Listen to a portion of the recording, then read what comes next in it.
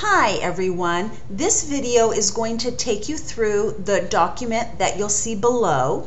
So what you probably should do is to go ahead and watch this video first, and then you can pull up the document and kind of go through it. I think you'll be able to understand it a lot better. Okay, so let's get into morphology.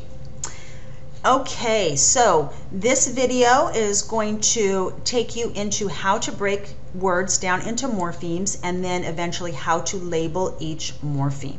Okay, so first we want to start with a definition of the word morpheme. It is the smallest unit of meaning within a word. It can be connected to syllables, but it is not always going to be. So you really need to be careful about connecting this to sound or syllable.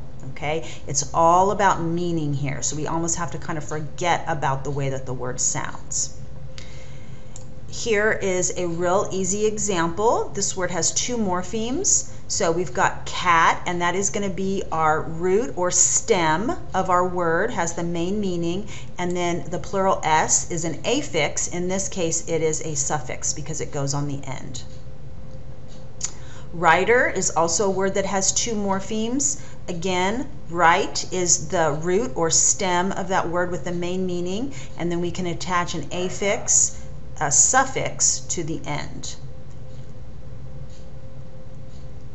Now, here's a word that has 4 syllables in it, but it only has one morpheme.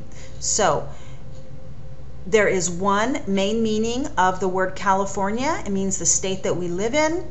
And even though there may be some letters inside it that coincidentally sound like or are spelled like words that we have in English, they are not in any way connected to those words. So we can say that California is one single meaning, it's one single morpheme.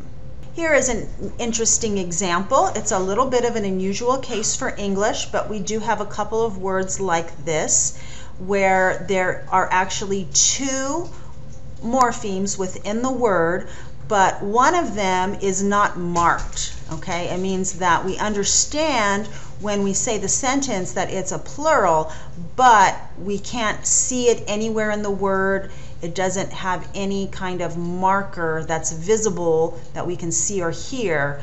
But even still, this word, if you use it in the sense of plural, 2 sheep, then we can say that it has 2 morphemes.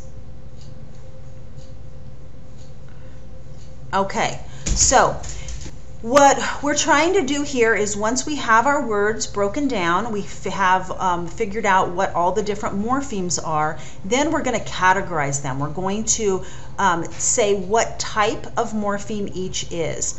This document mentions your textbook a couple of times. You can just ignore that. This is old from when I used to require a textbook. I've given you all of the documents that you need, all the materials that you need for this, so just ignore those notes. Okay, so we're going to look at 3 different ways that we can categorize morphemes: free versus bound, root versus affix, and derivational versus inflectional.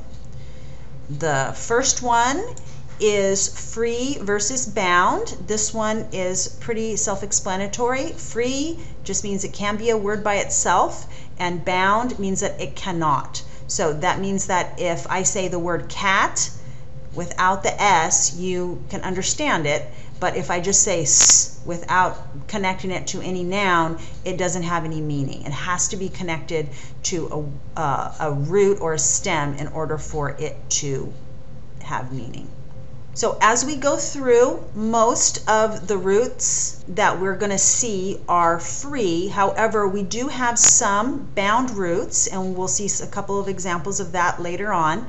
But all of the affixes that we see are definitely going to be bound. Affixes cannot exist unless they're connected to a root. Okay, so root just means that it has the main meaning of the word, and the affix is there to modify that root. And then probably the trickiest part of this is deciding if the morpheme is derivational or inflectional. Okay, so first of all, this only applies to affixes. So roots, stems, those two words mean the same thing, root and stem. we're not even going to ask ourselves this question, okay, because there's no such thing. These only apply to affixes. And in English, in particular, it only applies to suffixes. So anytime you see a root or a stem, you don't even have to ask yourself this question. Anytime you see a prefix, you know automatically it's going to be derivational, and that is just something that is particular to English. What we have to worry about are the affixes, the ones that can be added to the ends of roots. And when we see one of those, then we need to decide if it's derivational or inflectional. So the easiest way to do this is to just have this information in front of you while you're taking the quiz, while you're doing the exercises. There are only 8 inflectional suffixes in English. These are the only inflectional affixes that we have in English.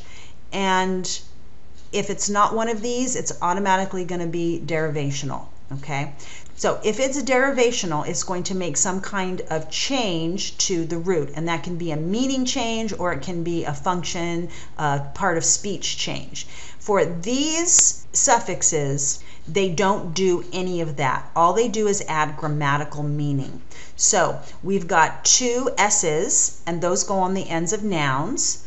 And then we've got 4 that go on the ends of verbs, S, E, D, E, N, and ing. And then we've got 2 that go on the ends of adjectives, ER and EST. And again, they don't change the function. They don't even really change the meaning at all. They just exist in order to make our sentences grammatical. Okay, so we can look at some examples. Dehumidifier has 4 morphemes, okay? The free stem or free root is humid, and then we've got 1 bound derivational prefix that goes on the beginning, and any prefix is going to be bound derivational prefix, okay? And then we've actually got 2 suffixes, the IFY or IFI, doesn't matter how you spell it, and then the ER. Now, you might be saying to yourself, oh, ER, but that was one of the ones that we saw here in as one of the inflectional suffixes. So what is the deal? Okay, so let's look at the meaning. So for this inflectional suffix, the ER is comparative meaning, like bigger, smaller, quieter, whatever. Okay, so it's not really changing the meaning or the function of the word at all. It's just giving us a comparative grammatical piece.